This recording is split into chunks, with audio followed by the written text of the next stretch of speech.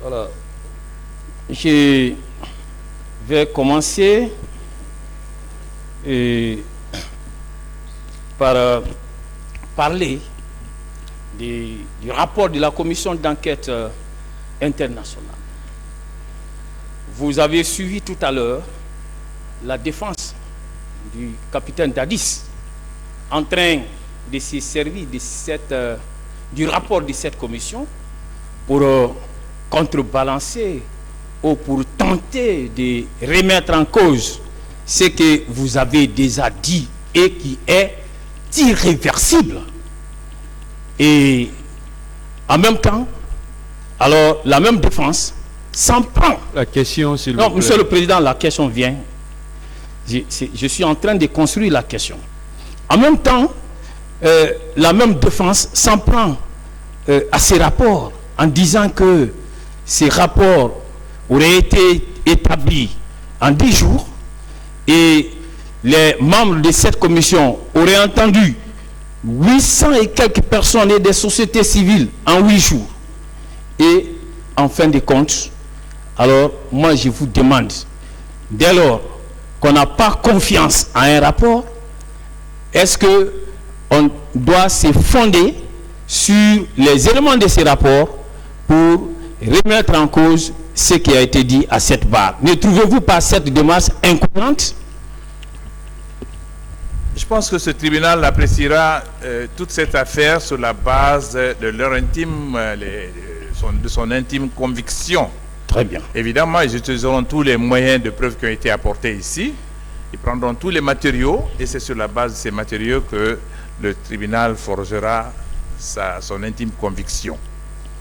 Oh, et il vous a été donné lecture de l'article 7 de l'ordonnance portant création de cette commission d'enquête nationale et indépendante, et il ressort de cette lecture qui a été faite ici publiquement que cette commission, ses audiences étaient publiques.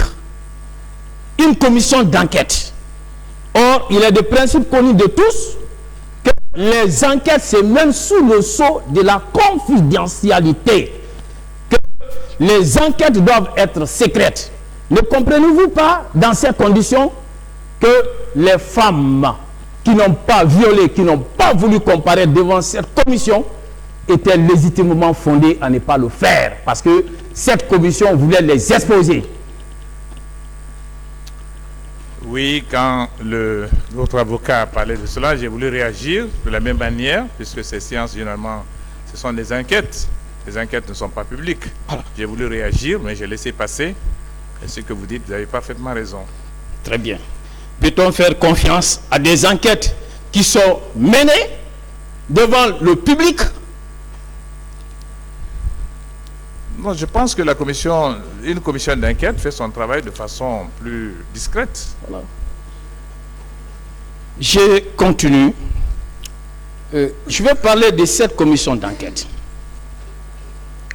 Vous savez qu'il existe déjà au dossier une ordonnance prise par le président Dadis portant création de cette commission d'enquête et une autre, un décret pris par le même président, mais tous ces actes datant du même jour, c'est-à-dire du 30 octobre. Est-ce que vous le savez? Bon, j'ai vu dans le dossier. Vous savez, tout cela, moi, je n'étais pas là. Très bien. Et donc, je vous apprends, Monsieur le Premier ministre, que la commission a été créée le 30 octobre et le décret portant nomination des membres de cette commission, ce décret a été également pris à la même date. Alors, est-ce que vous saviez que les membres de cette commission n'ont prêté serment seulement que le 3 novembre 2009? C'est ce qui ressort clairement de la lecture de ces rapports en sa page 5. Est-ce que vous le savez? Non, à cette date, nous n'étions pas encore revenus. Nous sommes revenus en janvier 2010. Ok, nous n'étions pas là. Très bien. Je vous apprends que c'est seulement le 3 novembre 2009 que les membres de cette commission ont prêté serment. Alors, question. Entre le 28 septembre et le 3 novembre, est-ce que vous avez appris, c'est-à-dire entre la mise en place de cette commission et la nomination des membres de cette commission et la date des prestations des serments des membres de la dite commission, avez-vous appris que des enquêtes ont été menées par une quelconque institution judiciaire? Non, on n'a rien appris. Très bien. Et ici, tout à l'heure, lorsque mon éminent confrère vous posait des questions, il vous a demandé, est-ce que vous saviez qu'il y avait un procureur de la République à Dixine? Est-ce que vous saviez qu'à la date du 28 septembre, je reviens sur sa question, est-ce que vous savez qu'à la date du 28 septembre, il existait un procureur près le tribunal de première instance de Dixine? Vous le savez? Non, je n'étais pas très au courant de tout cela. Mais vous saviez quand même qu'il y avait un tribunal de première instance? Oui, tout à fait. Et vous saviez aussi que s'il y a un tribunal de première instance, il s'y trouve un procureur de la République. Mais logiquement, je Très sais bien. qu'il y a toujours ce tribunal Très bien. que je connaissais depuis longtemps. Très bien. Et vous saviez que le procureur de la République a sous sa direction des services de police judiciaire, des gendarmeries, des commissariats de police. Vous le savez? Oui, tout à fait. Très bien. Est-ce que à la date de ces événements, tous ces services de police judiciaire n'existaient pas en République de Guinée? Mais tout à fait. Très bien. Est-ce que si le président Dadis ne s'était pas fait passer pour un procureur lui-même, parce qu'il avait lui-même pris en charge cette procédure, il est sorti, il faisait des points de presse et il pointait un doigt accusateur sur vous, les leaders politiques, s'il ne s'était pas comporté ainsi, est-ce que la machine judiciaire n'allait pas se mettre en marche d'elle-même? Ben, c'est ce que j'ai dit tantôt. J'ai dit tout à l'heure que si dans la soirée même du drame, le 28 septembre 2009, si le président du CNDD s'était adressé à la nation, s'il s'était engagé à ouvrir tout de suite des enquêtes et avait saisi la justice, je pense qu'on ne serait pas arrivé là où nous sommes arrivés. Très bien. Ça n'a pas été fait. Très bien. Est-ce que vous savez qu'avant même que les membres de cette commission ne prêtent serment, que le stade, il y a un représentant du ministère public qui l'a dit tout à l'heure, le stade qui a servi des scènes macabres à ces événements malheureux, que ce stade-là avait été nettoyé. Est-ce que vous le savez? Oui, tout le monde sait à Conakry qu'on a nettoyé le stade, on a enlevé les traces de sang, on a enlevé toutes les traces des crimes qui ont été commis là. Voilà. Et c'était à dessein. Voilà. La Commission internationale d'ailleurs l'a souligné, l'a relevé. Très bien. Est-ce que vous savez que entre ces deux dates également, que des corps ont été restitués sans aucune autopsie, comme s'il n'y avait pas de justice en République de Guinée en ce moment? Oui, normalement, la justice même aurait dû faire un communiqué, au moins faire une déclaration pour déterminer les causes de la mort de ces personnes. Voilà. Ça n'a pas été fait. Très bien. Mais vous voyez, quand ces événements sont arrivés, les leaders victimes que vous êtes, vos militants victimes qu'ils étaient, vous n'avez pas eu droit à des enquêtes. Mais est-ce que vous savez que pendant ce temps, alors il y a eu des enquêtes autour de ce que le président Dadis a appelé la casse des commissariats de police, où vous vous seriez servi des armes pour vous entretuer? Est-ce que vous savez que des enquêtes ont été menées autour de ça? Nous l'avons appris, mais c'était à dessein, c'était pour, disons, nous faire porter la responsabilité de ce qui s'est passé. Voilà. Nous l'avons suffisamment développé au cours de ce procès. Et permettez-moi de vous dire que des enquêtes ont été effectivement menées autour de ça. Et vous avez au dossier de la procédure le rapport de procédure de la direction centrale de la police judiciaire, rapport en date du 3 novembre 2009, 3 novembre 2009. C'est-à-dire, c'était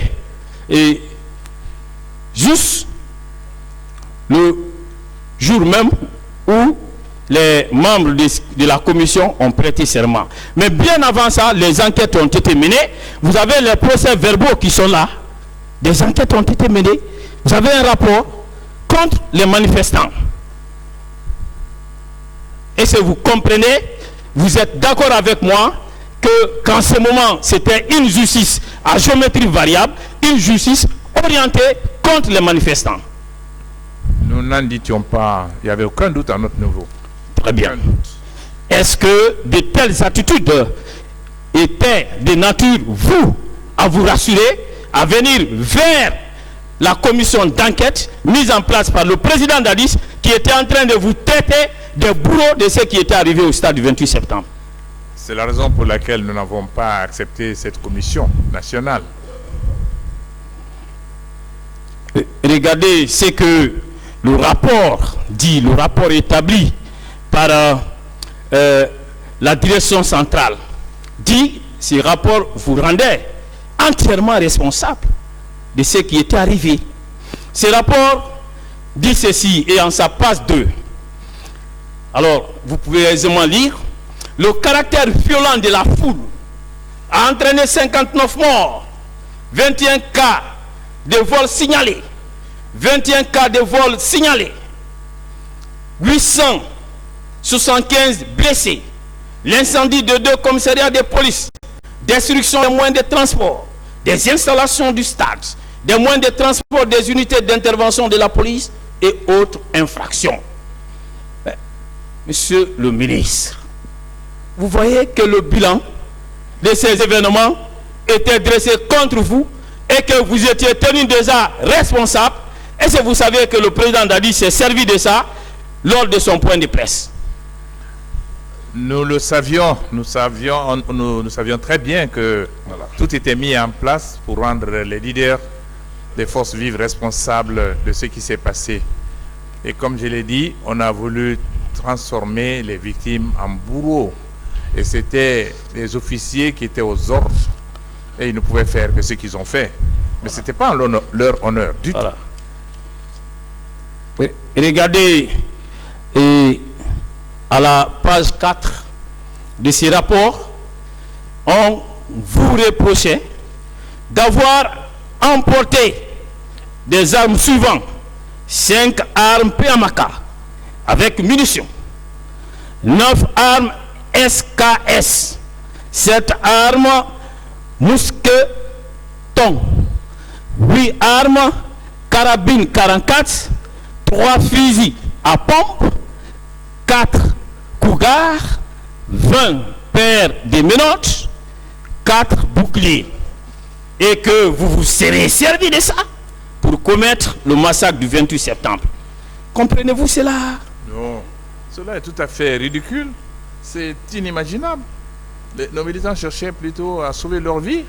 Ils n'avaient même pas un bâton, même une pierre en main. Il n'y a pas eu de jet de pierre quand ils sont venus nous attaquer. Les gens n'ont même pas essayé de se défendre parce qu'on était là où nous étions, il n'y avait aucun moyen. Mais ça, c'est des montages du gouvernement. Des montages. Ok. Alors, vous voyez, et toujours ces rapports établis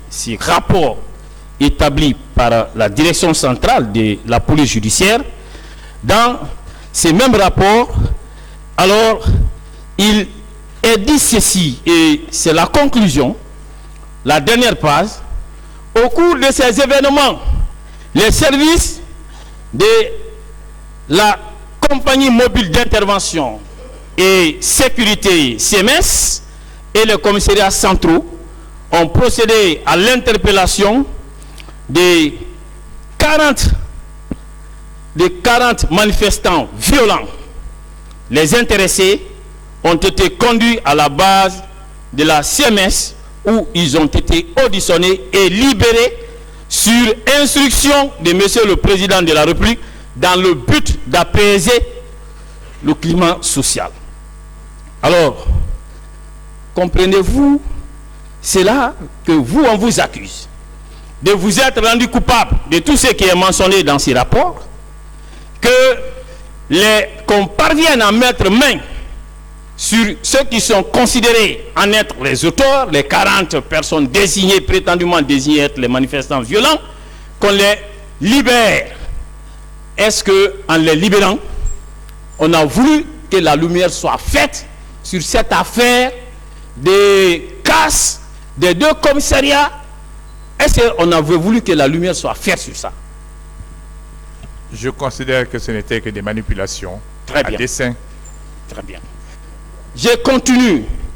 Est-ce qu'il est du droit d'un président de la République de faire libérer les auteurs des infractions à la loi pénale?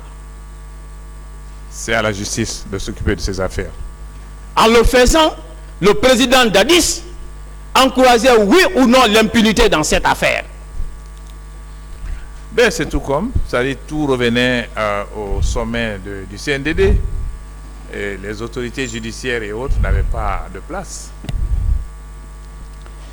Et vous avez le rapport de la commission d'enquête nationale indépendante qui a eu à relever, entre autres difficultés, ce qui suit, et c'est en sa page 7. Malgré tous les efforts, aucune femme victime de viol ne s'est présentée devant la commission nationale d'enquête indépendante. L'impossibilité pour la CI d'auditionner le président et le lieutenant Aboubakar Sidiki Diakité Ditumba, qui figurait pourtant dans le programme de la CI. Alors, à votre avis,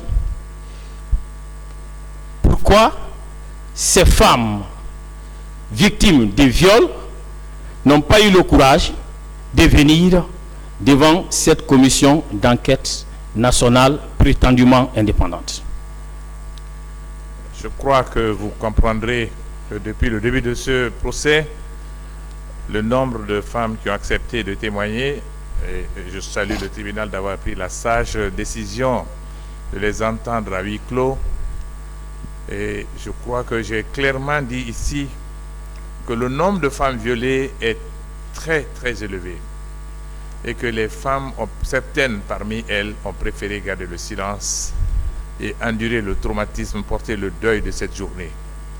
Mais aussi devant cette commission, comme vous dites que cette session a été publique, voilà, je comprends que les femmes n'étaient pas disposées à venir dans une séance publique comme dans d'autres séances qu'on a vues dans le passé, venir mettre devant le public leur intimité.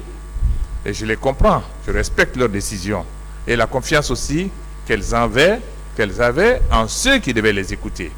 Elles avaient plutôt peur, elles sortaient d'un drame, il y avait le traumatisme qui les guidait et je les comprends parfaitement.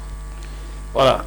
Et tout à l'heure, pour justifier le fait que Dadis n'ait pas été interrogé par cette commission, on vous a fait savoir que les événements du 3 décembre seraient entre-temps survenus.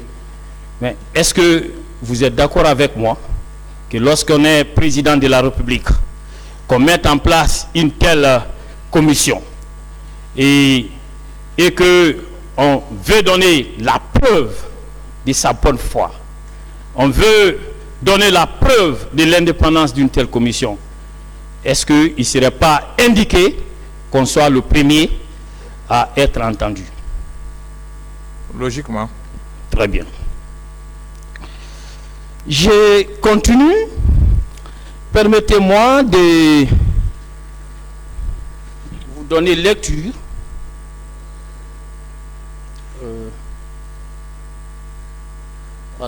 du procès verbal des dépositions du général Ibrahima Baldi. Alors, lorsque vous prenez ces procès verbal, et en sa page 2, il est dit ceci: est hier, à la date du 27 septembre 2009, j'ai été convié à une réunion à l'état-major général des armées au cours de cette rencontre, il a été question de prendre des instructions sur les dispositions concernant des informations qui étaient en notre possession et le dispositif sécuritaire à mettre en place. Il a été retenu que si il y avait marche, seule la gendarmerie et la police devraient assurer le maintien d'ordre. Les autres corps devraient être casernés. Et il poursuit. C'est sur la même page.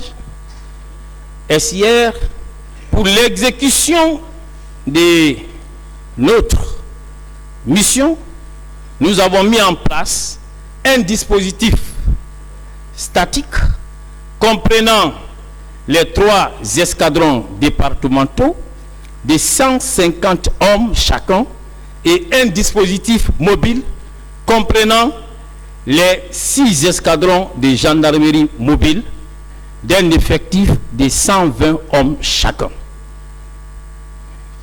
Alors, je pense que vous comprenez à travers cette lecture que c'est ceux qui devraient être déployés ce jour-là, les gendarmes et les policiers, que parmi ceux qui devraient être déployés, planifiés, que les services spéciaux de M. Kegbro ne faisaient pas partie. Êtes-vous d'accord avec moi à travers cette lecture? Oui, tout à fait. Très bien. Vous savez, on a eu à vous poser la question ici, ce que je trouve tout à fait normal, et que les militaires des Bérets Rouges ne devraient pas se retrouver au stade du 28 septembre parce qu'ils n'entrent pas dans leur mission d'assurer le maintien d'ordre. On vous a posé cette question ici, je pense que vous vous rappelez. Oui, très bien. Oui, tout à fait. Alors, et dans ces conditions, alors, est-ce que colonel Moussa Kegbro et M. Blaise Gomou, qui n'étaient pas planifiés ce jour-là, parce que c'est le chef d'état-major général des forces armées d'alors, dont je viens de vous donner lecture de la déposition. Alors, est-ce que eux aussi, ils devraient se retrouver là-bas puisqu'ils n'étaient pas planifiés? Normalement, non. Très bien. Je poursuis. Je vais toujours vous lire ce même procès verbal des dépositions du général Ibrahim Ampaldé. Et à la même page, SIR, ça c'est par rapport à la mission qui leur était assignée. La mission qui avait été assignée à la gendarmerie était d'empêcher tout regroupement en premier lieu et de disperser par les moyens conventionnels les foules en second lieu.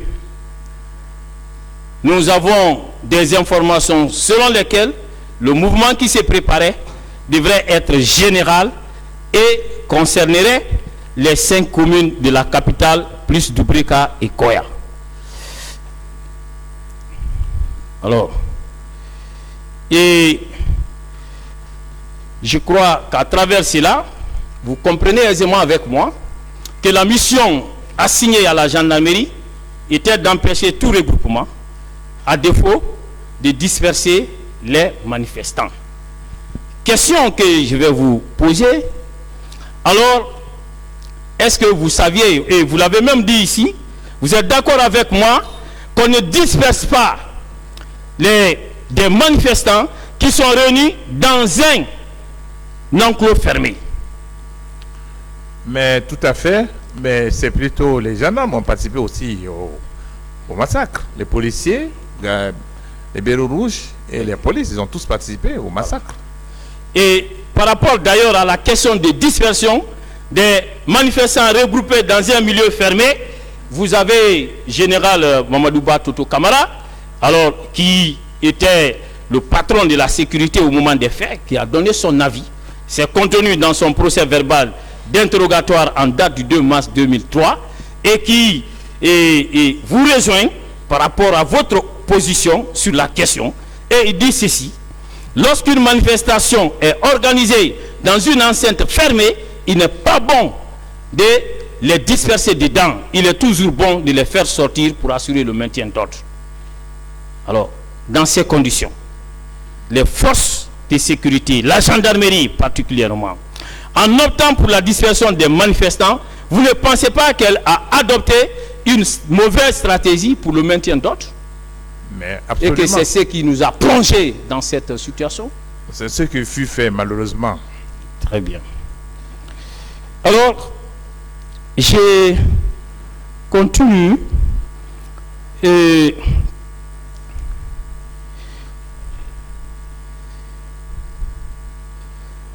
je vais maintenant vous parler du procès verbal d'audition des parties civiles en date du 4 avril 2011 de M. Jean-Marie Doré. Vous me permettrez de vous en donner lecture parce que ce procès verbal, et quand vous le lisez, il permet de tirer au clair beaucoup de questions soulevées dans cette affaire. Alors, avec la permission de Monsieur le Président,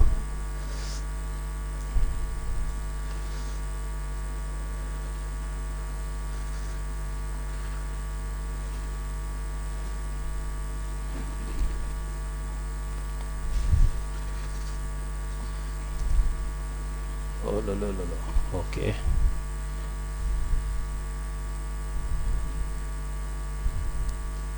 Très bien. Et je ne sais pas si vous me suivez. Voilà. M. Jean-Marie disait ceci. Vers 11 h, les chefs religieux sont venus et m'ont dit que comme le stade est plein, dites à vos amis de rompre le rassemblement pour qu'ils disent au président qu'il n'y a plus de raison d'envoyer la troupe. J'ai donc quitté chez moi en compagnie de M. Talibé, ancien Premier ministre des télécommunications, et Youssouf Fofana en direction du stade. Quand nous sommes arrivés à la terrasse, devant la mosquée de Landria, à côté des bureaux de la SEG, face à l'impossibilité de continuer en voiture, je suis descendu.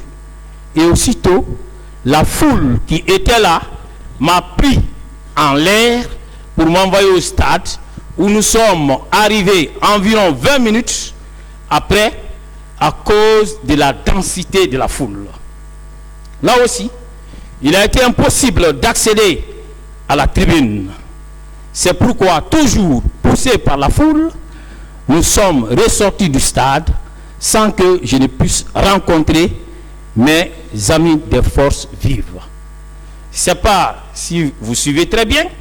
Vous comprenez que M. Jean-Marie Doré, qui est venu à votre suite, il a été porté par la foule, qu'il a fait entrer dans un premier temps au stade. La même foule l'a fait ressortir. Et que Jean-Marie, alors au moment où les événements commençaient, il n'était pas dans le stade, il était en dehors du stade. Êtes-vous d'accord avec moi? Et je continue. Jean-Marie dit ceci. Hors du stade, j'ai emprunté la porte d'accès au-dessous de la tribune, mais celle-ci était verrouillée. Entre 11h30. Oui, Monsieur le Président. Voilà, je suis désolé vraiment de vous interrompre, mais on va se limiter là. À la reprise, vous allez continuer. Ok, merci Monsieur le Président. L'audience est suspendue.